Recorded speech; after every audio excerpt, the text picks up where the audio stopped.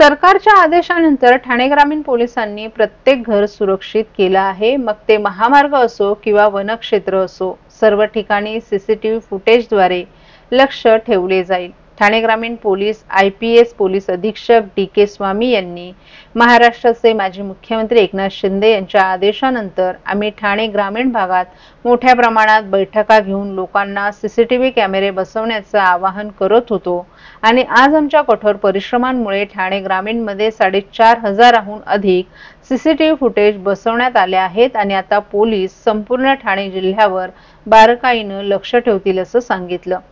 अनेकदा असं दिसून आले की गुन्हा किंवा खून केल्यानंतर आरोपी ठाणे ग्रामीण भागात मृतदेह फेकण्यासाठी घनदाट जंगलांचा वापर करतात, परंतु आता आम्ही ग्रामीण आणि ठाणे जिल्ह्यातील सर्व जंगलं सीसीटीव्ही कॅमेऱ्यांद्वारे व्यापली आहेत आणि आता कोणताही आरोपी कितीही मोठा असला तरी त्याला पकडणं आम्हाला सोपं होईल। ठाणे ग्रामीण भागात जसे की भिवंडी, ठाणे, मुंब्रा, राबोडी, शिळडायघर, कल्याण, उल्हासनगर, बदलापूर आणि अंबरनाथ यांसारख्या संवेदनशील भागांचा समावेश आहे। अशा सर्व शहरांमध्ये गुन्हेगारीचं प्रमाण जास्त आहे, त्यामुळे ठाणे जिल्ह्यात किंवा ग्रामीण भागात नागपूरसारखी परिस्थिती निर्माण होऊ नये यासाठी पोलीस 4,500 कॅमेऱ्यांद्वारे लक्ष ठेवतील। ठाणे ग्रामीण पोलिसांनी महामार्गावर अनेकदा अतिवेगाने वाहनं चालवताना किंवा अपघात मोठ्या प्रमाणात होताना दिसतात आणि आता आम्ही संपूर्ण ठाणे जिल्हा महामार्ग सीसीटीव्ही कॅमेऱ्यांद्वारे कव्हर केल्याचं सांगितलं। आता अतिवेगाने वाहन चालवून अपघात कसा आणि कोणी घडवला हे सहजपणे कळू शकणार असल्याची माहिती ठाणे ग्रामीण पोलीस अधीक्षक DK स्वामी यांनी दिली आहे। स्टोरेज कॅपॅसिटी त्या कॅमेरामध्ये आहे ना, तो जो कॅमेरा असणार आहे आपण सगळ्यांनी सीसीटीव्ही कॅमेरा बघितला असेल, काही लोक वापर सुद्धा करत असतील, तर त्याच्यामध्ये काही सीसीटीव्ही कॅमेरे 7 दिवस स्टोरेज होतं, काही 15 दिवस होतं आणि ते ऑटो राईट त्यामध्ये केलं जातं। तर स्टोरेज कॅपॅसिटी त्याच ठिकाणी आहे। या ठिकाणी आपण तो डाटा इकडे घेऊन प्रोफेशनली त्याचं रेकॉर्डिंग मॉनिटर करत आहात, गुन्हे प्रिव्हेन्शनसाठी आणि गुन्हे डिटेक्शनसाठी। बसवलेले आहेत त्याच्या निरीक्षणाकरिता किती स्क्रीन्स ज्या आहेत बसवलेल्या आहेत आणि किती पोलीस तैनात असणार आहेत? आता सध्या 10 स्क्रीन आहे आणि जसजसे कॅमेरे वाढतील तसतसे आमचे स्क्रीन सुद्धा वाढणार। पोलीस कर्मचारी बाकी जिल्ह्यामध्ये सुद्धा ही स्कीम आपण राबवतो। काही ठिकाणी ऑलरेडी सीसीटीव्ही कॅमेरे आहे। हो, आपण बाकी जिल्ह्यांमध्ये सुद्धा स्कीम राबवतो। नागपूरप्रमाणे कायदा सुव्यवस्था राखण्यासाठी आपल्याकडे कशा प्रकारचा अलर्ट घेण्यात आलेला आहे? नाही, तो वेगळा मुद्दा। आपण आज ग्रामीण भागात क्राईम रेट कशा प्रकारचा कमी झालेला आहे त्या संदर्भातली क्राईम रेट आपला जो आहे तो ग्रामीण भागामध्ये फार कमी झालेला आहे। भागामध्ये क्राईम रेट ज्याचा तो वाढतो, त्यामुळे पोलीस दल देखील मोठ्या प्रमाणात वाढवला लागतो, त्यामुळे क्राईम रेशो कमी झालेला नाही। ग्रामीण भागातलं क्राईम रेट कमी झाला असं मी नाही म्हणू शकणार। आमचा मेन उद्देश काय आहे वरिष्ठ अधिकाऱ्यांचे, की जी काही तक्रार आहे ती तक्रारदाराची तक्रार तात्काळ त्याची दखल घेणे आणि त्याला तात्काळ न्याय मिळणे ही आमचा उद्देश आहे। त्यामुळे जर कुठं जर क्राईम कमी झाला असेल अशा ठिकाणी वरिष्ठ अधिकाऱ्यांचं जास्त लक्ष असतं की इथं काही बर्किंग होत आहे का, तर तशा पद्धतीचं जर काही आम्हाला अनालिसिस असलं तर आम्ही आमचं इंटरनल करेक्शन त्यामध्ये करत असतो।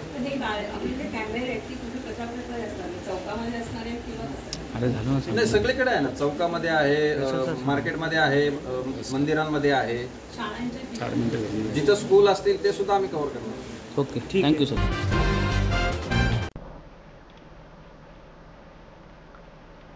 CP तलाव परिसरातील कचरा हस्तांतरण केंद्रावरील कचरा टाकण्यास स्थानिकांनी विरोध केल्यामुळे गेल्या 4 दिवसांपासून ठप्प झालेले घरोघरी कचरा संकलनाचं काम सुरू झालं असलं तरी ठाणे, घोडबंदर, नौपाडा भागातील गृहसंकुलांबाहेरील कचऱ्यानं भरलेले डब्बे मात्र तसेच दिसून येत आहेत। याशिवाय घंटागाडी सेवा ठप्प झाल्यामुळे रस्त्यावर कचरा टाकण्याचे प्रकारही वाढले असून यामुळे शहरातील रस्त्यांवर अनेक ठिकाणी कचऱ्याचे ढीग दिसून येत आहेत।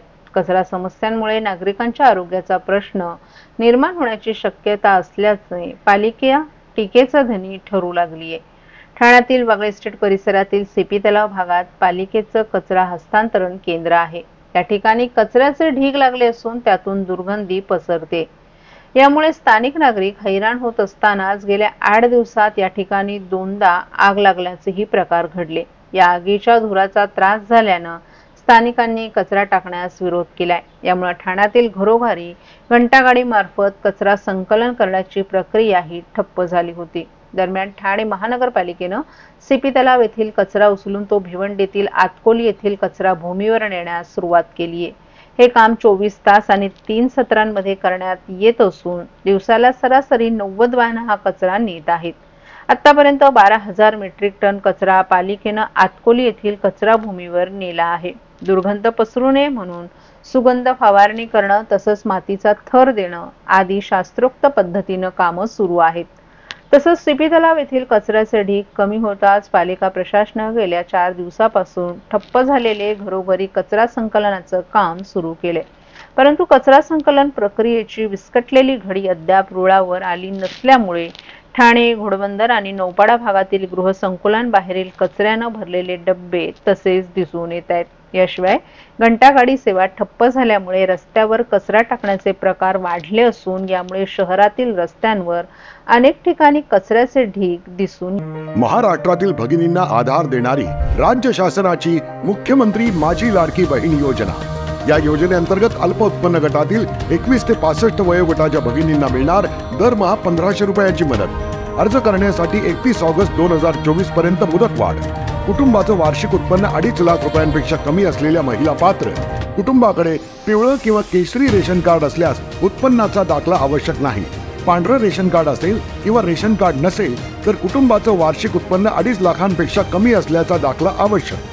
योजनेसाठीचा ऑनलाईन अर्ज नारी शक्ती दूत ॲप वरून किंवा पोर्टलवर भरता येईल। ज्या भगिनींना ऑनलाईन अर्ज भरता येत नसेल त्यांच्यासाठी अंगणवाडी, ग्रामपंचायत, वॉर्ड ऑफिस, सेतू सुविधा केंद्रामध्ये किंवा आशाताई बचत गटाच्या CRP यांची मदत उपलब्ध। आता आपल्याला अभिमानाने म्हणता येईल, सुखी आणि सुरक्षित आहे माझी लाडकी बहीण। येत आहेत। ठाणे महानगरपालिकेकडून नागरिकांना दिल्या जाणाऱ्या सोयी सुविधांबद्दल नागरिकांचा दृष्टिकोन अधिकाधिक सकारात्मक होईल या दृष्टीनं मिशन 100 दिवस या उपक्रमांतर्गत सर्व विभागांनी काम करावं, नागरिकांच्या कामाला लागणाऱ्या वेळेत बचत होईल या दृष्टीनं नियोजन केलं जावं असं प्रतिपादन ठाणे महानगरपालिका आयुक्त सौरभ राव यांनी विभाग प्रमुखांच्या बैठकीत केलं आहे। प्राथमिक मूल्यांकनातील आपल्या कामगिरीमुळे ठाणे महानगरपालिकेबाहेरील जबाबदारी आणखीन वाढली आहे। त्यामुळे सर्व विभागांनी समन्वय साधून वेळखाऊ प्रक्रिया सोप्या कशा करता येतील, नागरिकांच्या प्रतिसादासाठी कोणती व्यापक पावलं उचलता येतील याचा विचार करावा असंही आयुक्त राव यांनी स्पष्ट केले। मुख्यमंत्री देवेंद्र फडणवीस यांच्या संकल्पनेतून आकाराला आलेल्या मिशन 100 दिवस या उपक्रमाच्या प्राथमिक मूल्यमापन फेरीत ठाणे महानगरपालिकेत पहिला क्रमांक मिळालाय। अंतिम मूल्यमापन 17 एप्रिल ते 28 एप्रिल या काळात होणार आहे। ठाणे महानगरपालिकेच्या सर्व वरिष्ठ अधिकाऱ्यांची तसंच विभाग प्रमुखांची आढावा बैठक नुकताच अरविंद पेंडसे सभागृहात पार पडली। पालिका आयुक्त सौरभ राव यांच्या अध्यक्षतेखाली झालेल्या या बैठकीस अतिरिक्त आयुक्त प्रशांत रोडे, नगर अभियंता प्रशांत सोनाग्रा यांच्यासह सर्व उपायुक्त, सहाय्यक आयुक्त तसंच वरिष्ठ अधिकारीही उपस्थित होते। उपायुक्त जिजू गोदेपुरे यांनी विविध विभागांच्या विषयांचा आढावा घेणारं सादरीकरणही यावेळी केलं। संकेतस्थळ, सुकर जीवनमान, स्वच्छता, नागरी तक्रार निवारण, कार्यालयीन सोयी सुविधा, क्षेत्रीय कार्यालयांना भेटी, ई-ऑफिस प्रणाली, उद्योगांना गुंतवणुकीस प्रोत्साहन, प्रशिक्षण, कृत्रिम बुद्धिमत्तेचा वापर आणि नाविन्यपूर्ण उपक्रम या गोष्टींवर महापालिकेच्या सर्व विभाग प्रमुखांनी लक्ष द्यावं। तसंच मूल्यांकनाचं जास्तीत जास्त गुण आपल्याला मिळतील या दृष्टीने कार्यवाही करावी असंही आयुक्त राव यांनी या बैठकीत स्पष्ट केलं।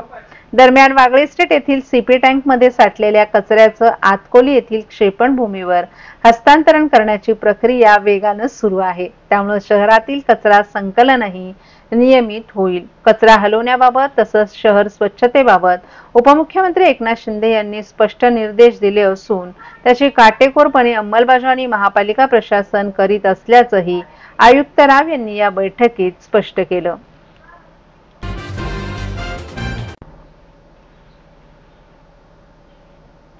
दरवर्षीप्रमाणे यंदाही जांभळी नाका येथे आनंद चॅरिटेबल ट्रस्ट आयोजित चैत्र नवरात्र उत्सवाला सुरुवात होत आहे। आज जांभळे नाका येथील श्री छत्रपती शिवाजी महाराज मैदानात देवीच्या मंडपाचं भूमिपूजन शिवसेना नेते माजी खासदार राजन विचारे आणि त्यांच्या पत्नी नंदिनी विचारे यांच्या हस्ते संपन्न झालं। यावेळी ठाणे जिल्हा प्रमुख केदार दिघे, उपजिल्हा प्रमुख कृष्णकुमार कोळी, सुनील पाटील, शहर प्रमुख प्रदीप शिंदे, उपशहर प्रमुख वसंत गवाळे, प्रदीप शेडगे, सचिन चव्हाण, माजी नगरसेवक मंदार विचारे, मयूर पवार, लोकसभेचे सचिव सुरेश मोहिते, विभाग प्रमुख संजय भोई, प्रदीप पूर्णेकर, प्रशांत सातपुते, प्रकाश पायरे, विनोद यादव, विनायक आंबेकर, शाखा प्रमुख महेश ढोमणे, अमोल हिंगे, राजू ढमाले, रमेश शिर्के यांच्यासह उपशहर संघटक मंजिरी ढमाले, ज्योती कोळी, प्रमिला भांगे, विद्या कदम, राजश्री सुर्वे, संगीता साळवी, सुनंदा देशपांडे तसंच शिवसेना, उद्धव बाळासाहेब ठाकरे पक्षाचे अनेक पदाधिकारी, युवा सेना आणि युवती सेना तसंच नागरिकही मोठ्या संख्येने उपस्थित होते।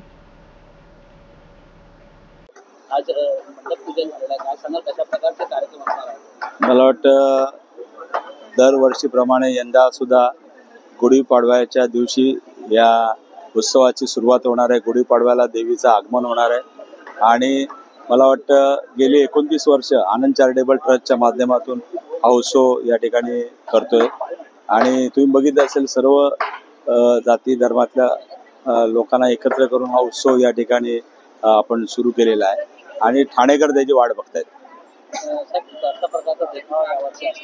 यावेळेला जे प्रसिद्ध असं गणपती पुळ्याचं जे मंदिर आहे रत्नागिरीत त्याची प्रतिकृती या ठिकाणी उभी राहणार आहे। मला वाटतं तुम्हाला ते कार्यक्रमाची सर्व देते। हिवाळ्यातच उष्म्याचा त्रास ठाणेकरांना सहन करावा लागला असताना आता ऐन उन्हाळ्यात पारा भलताच वाढताना दिसून येतोय। त्यामुळे उष्माघाताचा धोका वाढण्याची शक्यता असल्यानं सिव्हिल रुग्णालयात 25 खाटांचा विशेष वातानुकूलित कक्षात सर्व यंत्रणा सुसज्ज ठेवण्यात आल्यात। उष्माघातापासून संरक्षण करण्यासाठी घराबाहेर पडताना टोपी, छत्री, पाणी, गॉगल, सुती कपड्यांचा जास्तीत जास्त वापर करण्याचं आवाहन आरोग्य प्रशासनानं केलं आहे। उष्म्यानं रौद्ररूप धारण केल्यानं काही दिवसांपासून ठाणे शहराचं तापमान प्रचंड प्रमाणात वाढले। सकाळी 9 नंतर उन्हाच्या झळा बसतात। दुपारच्या वेळेत घराबाहेर पडणं सर्वांसाठी त्रासदायक ठरत असून ठाणे जिल्ह्याचं कमाल तापमान 38 ते 40 अंशावर पोहोचले। त्यामुळे वाढत्या तापमानाचा त्रास नागरिकांना होण्याची शक्यता आहे। कोणाला उष्माघाताचा त्रास झालाच तर उपचारासाठी सिव्हिल रुग्णालय सज्ज आहे। रुग्णालयात 25 खाटांचं वातानुकूलित विशेष कक्ष निर्माण केला असल्याची माहिती जिल्हा शल्य चिकित्सक डॉक्टर कैलास पवार यांनी दिली आहे। या वर्षाचा उष्मा अधिक तीव्र असल्याचं भाकीत हवामान विभागाकडून वर्तवण्यात आलं आहे। उकाडा वाढल्यामुळे थकवा येणं, ताप येणं, त्वचा कोरडी पडणं, भूक न लागणं, चक्कर येणं, निरुत्साही होणं, डोके दुखणं, रक्तदाब वाढणं, मानसिक बेचैन आणि अस्वस्थता, बेशुद्ध अवस्था आदी लक्षणंही आढळतात। महत्त्वाचं काम असल्यास तर